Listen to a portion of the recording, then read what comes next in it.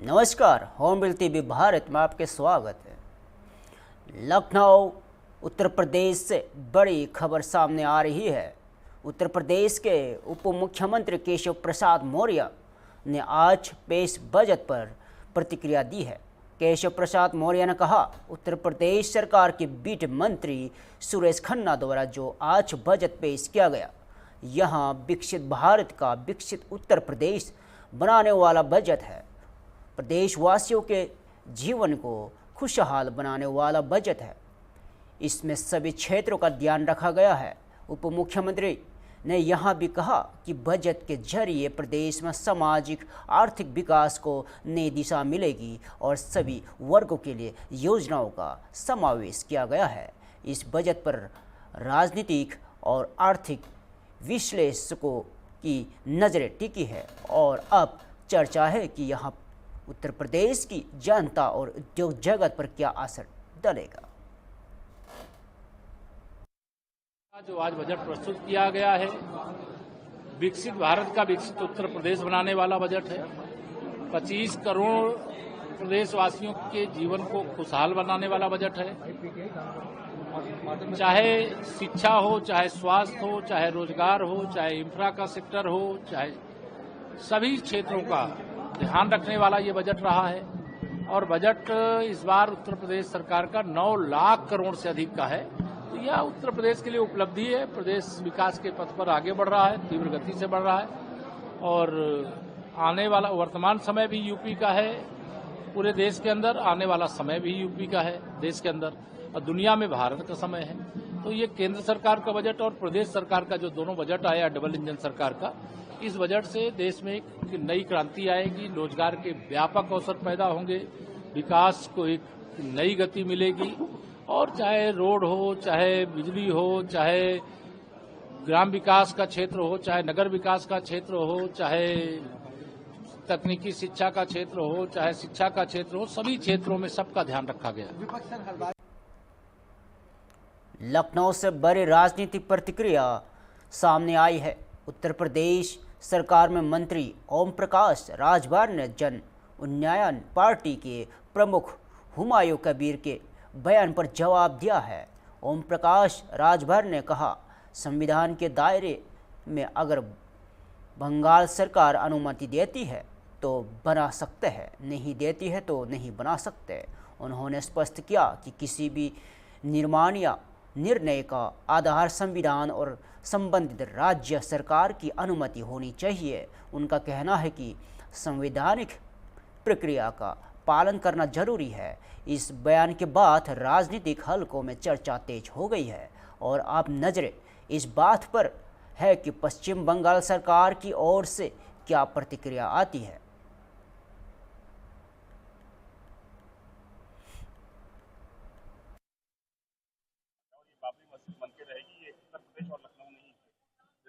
संविधान के दायरे में सरकार अगर बंगाल सरकार इजाजत देती है तो बना सकते हैं, नहीं देती है तो नहीं बना सकते।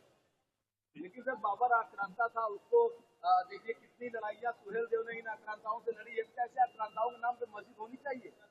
देखिए, देश संविधान से चल रहा है ना, कानून के दायरे में अगर कोई भी चीज परमिशन अगर वो लेके करते हैं तो वो कर सकते हैं अपनी खुद की जमीन में। बाबर के नाम पे कौन परमिशन देगा? बाबर के नाम पर परमिशन कौन देगा? जब आप जान ही रहे तब का बता रहे हैं।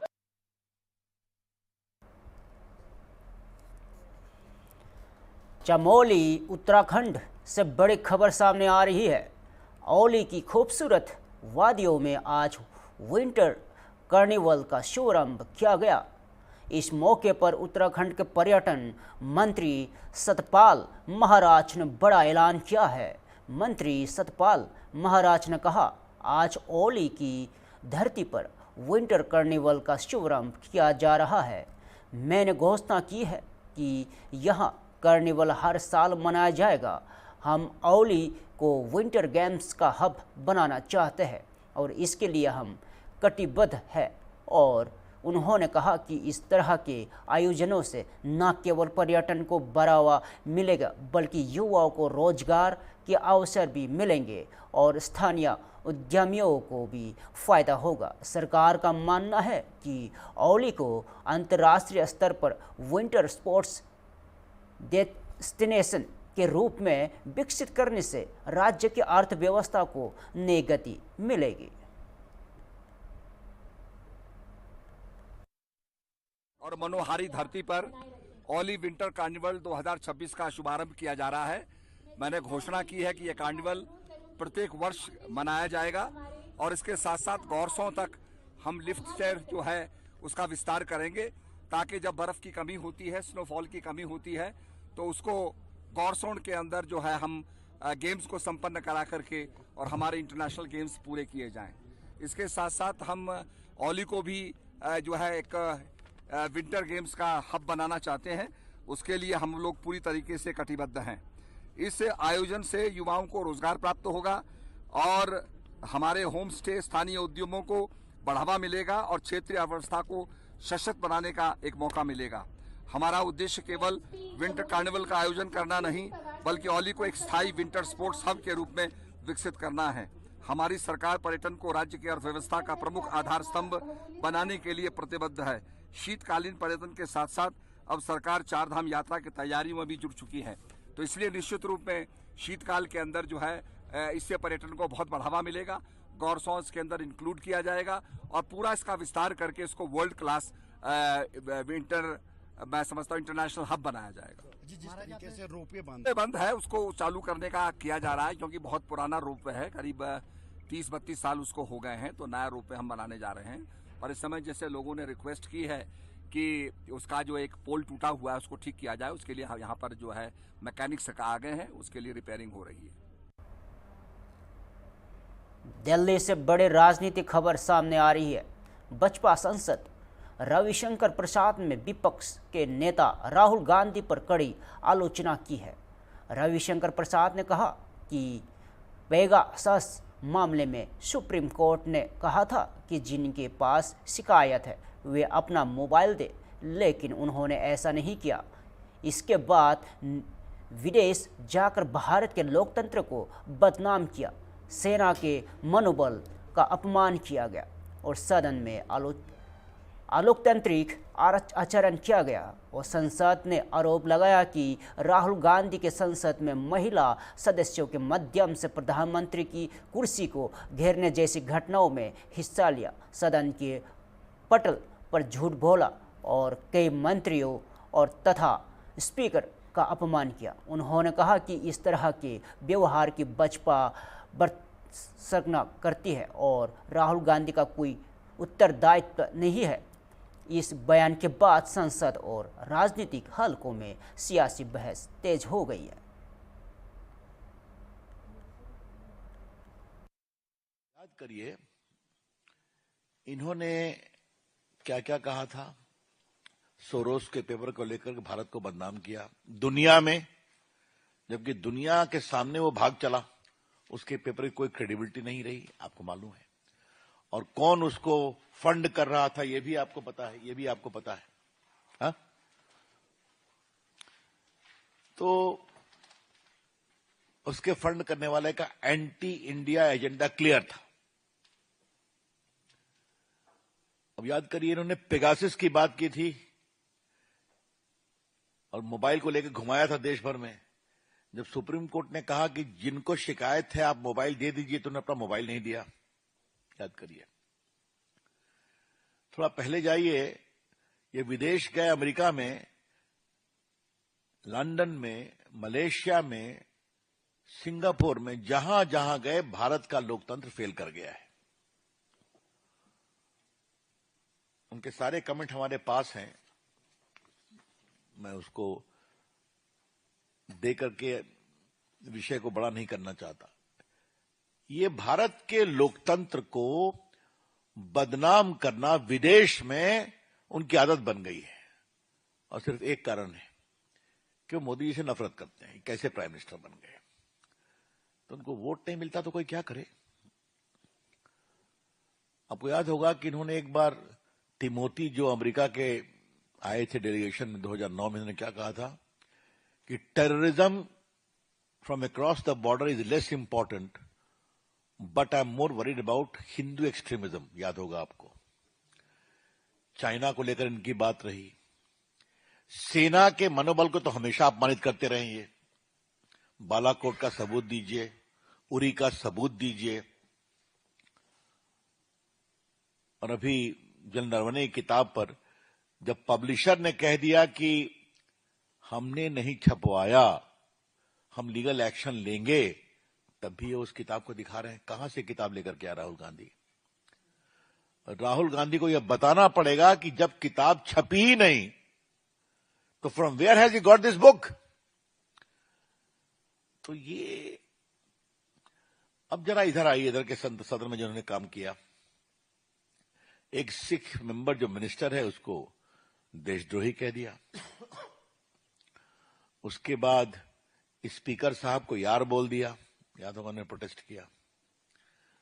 फिर उनके निर्देश पर उनकी महिला मेंबर्स ने आकर के घेर लिया था पीएम की सीट को। मैं स्वयं बैठा हुआ था। अगर स्पीकर साहब ने मना नहीं किया होता तो वहां कुछ भी घटना हो जाती, जिस तरीके से उन्होंने पूरे पीएम की सीट को घेर लिया था। अब तो सब वीडियो सामने आ गया है। स्पीकर को स्पीकर के चेंबर में जाके इनके लोगों ने बदनाम किया, वो भी वीडियो सामने आ गया। और शाहीन बाग का नाम आप लोग याद होगा ना, जो हुआ था। तो शाहीन बाग की तर्ज पर उसको यहां ला रहे हैं संसद के अंदर। अब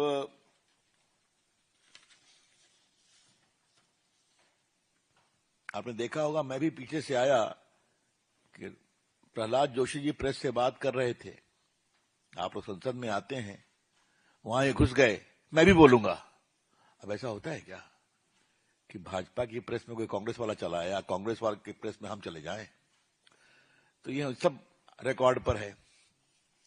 उनसे एक सवाल किया गया जो उनके खिलाफ हुआ है सदस्यता को लेकर करके, तो उन्हें वही कहना शुरू किया कि आप लोग बीजेपी वाले हो, मैं जवाब नहीं दूंगा आपको। अरे उनका आज का एजेंडा नहीं है। उन्होंने, याद होगा, अपनी एक प्रेस कॉन्फ्रेंस में कहा था कि वो बीजेपी वाले हो, याद होगा ना आपको। मतलब हम लोग आपसे बहुत मिलते हैं सालों से, आप लोग बहुत हमारे शुभचिंतक भी हो सकते हैं, बहुत हमारे आलोचक भी हो सकते हैं, हमने आपका सम्मान किया है। तो क्या मीडिया कोर्ट पर भी टिप्पणी की थी, आपको याद होगा, कंटेम्प्ट हुआ था इनके खिलाफ। क्या सेना, क्या मीडिया, क्या कोर्ट, और मोदी जी और इसकी बात तो छोड़ दीजिए आप। तो सदन के पटल पर झूठ बोलना, बेशर्मी से झूठ बोलना, speaking falsehood in the most unabashed manner, और बाद में फिर लोकतंत्र को कमजोर करना, ये बहुत पीड़ादायक है। राहुल गांधी जी अलोकतांत्रिक आचरण करते हैं, अपनी पार्टी में करिए, संसद में आप नहीं कर सकते। उसकी मर्यादा का आपको ध्यान रखना पड़ेगा। ये बहुत ही पीड़ादायक है। इसलिए हमें लगा आज जब सदन खत्म हुई है तो हम जरा आपसे बात करें।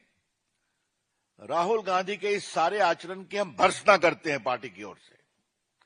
The BJP strongly condemns this rampant, anarchic, undemocratic and politically uncivilised behaviour of Rahul Gandhi. मैं तीनों शब्दों का प्रयोग बहुत जिम्मेदारी से कर रहा हूं, इसलिए मैंने शुरू से बताया आपको, क्योंकि उनकी कोई अकाउंटेबिलिटी नहीं है, कोई उत्तरदायित्व नहीं है उनका, जो मन में आए सो करेंगे। तो खैर, जिस परिवार से आते हैं वहां तो उत्तरदायित्व की बात कम होती है। तो इसलिए मुझे लगा कि मैं आपसे चर्चा करूं। पार्टी की ओर से इसका हम बहुत ही भर्त्सना करते हैं। पटना, बिहार से बड़ी राजनीतिक खबर सामने आ रही है। एलजेपी राम विलास सांसद संभावी चौधरी ने कांग्रेस सांसद राहुल गांधी के बयान पर तीखी प्रतिक्रिया दी है। संभावी चौधरी ने कहा, राहुल गांधी का जो आचरण और व्यवहार सदन में रहा वह बहुत संदिग्ध है।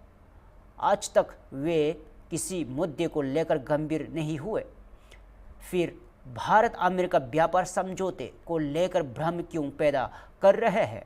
संसद ने आरोप लगाया कि कांग्रेस पार्टी का इतिहास यही रहा कि जब भी कोई सकारात्मक कदम उठाया जाता है वे जनता को गुमराह करने का प्रयास करते हैं। उनके मुताबिक राहुल गांधी द्वारा लगाए गए आरोप बिना तथ्य और साबुत के हैं। इस बयान के बाद राजनीतिक हलकों में कांग्रेस और एलजेपी के बीच बहस और तेज हो गई है। यूएस ट्रेड डील जो है वो किसान विरोधी है, भले सरकार विशेषाधिकार हनन प्रस्ताव ला करके। देखिए, राहुल गांधी जी का जो आचरण और व्यवहार सदन में रहा है, सबसे पहले तो वही बहुत क्वेश्चनेबल है कि उनका जिनका आचरण और जिनका व्यवहार ही इतना खराब है, और जब आज तक देश हित पे किसी मुद्दे को लेकर के वो गंभीर ही नहीं हो तो अचानक से यूएस और इंडिया ट्रेड डील को लेकर के वो ऐसे भ्रम को क्यों पैदा करे। कांग्रेस पार्टी का जो इतिहास रहा है वो यही रहा है कि जब भी कुछ अच्छा देश के हित में होता है सबसे पहले वो जनता को भ्रमित करने का प्रयास करते हैं।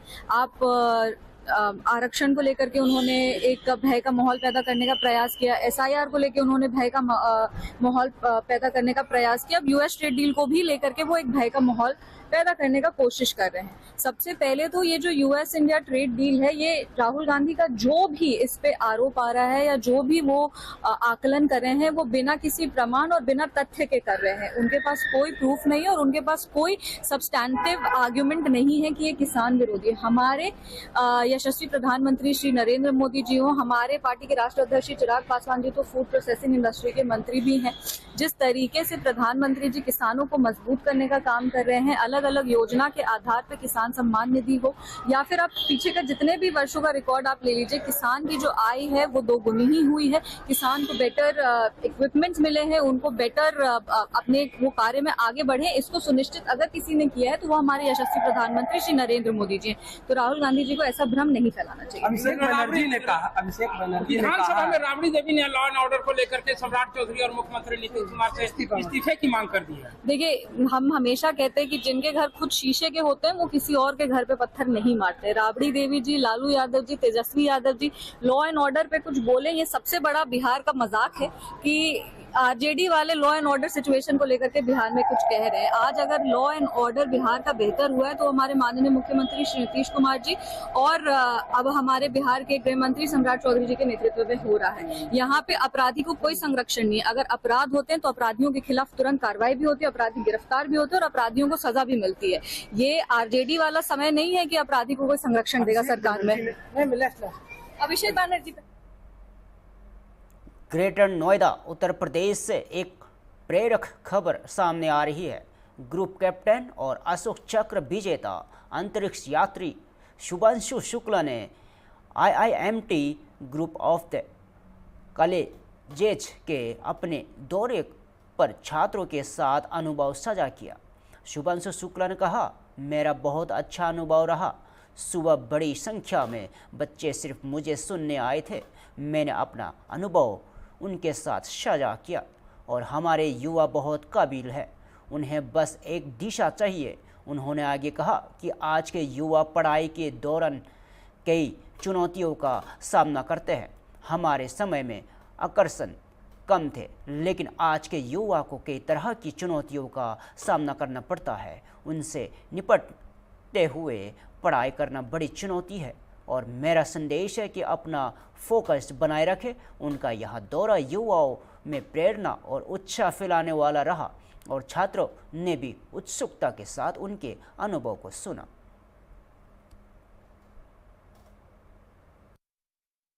मात्रा में बच्चे आए निकल के सुबह सुनने के लिए और एक्सपीरियंस शेयर किया मैंने अपना उनके साथ में। जो एक्साइटमेंट देखने को मिला, मेरा एक्सपीरियंस बहुत ही कमाल का रहा है। सर, बात करें तो आज के यूथ को आप क्या मैसेज देना चाहेंगे? बतौर आइकन है आज के वक्त में आप, और आप किस तरीके का मैसेज यूथ को देना चाहते हैं? क्योंकि देखा जा रहा है मोबाइल पे कम, बुक से कम प्यार है लोगों को, मोबाइल से इस समय ज़्यादा प्यार है।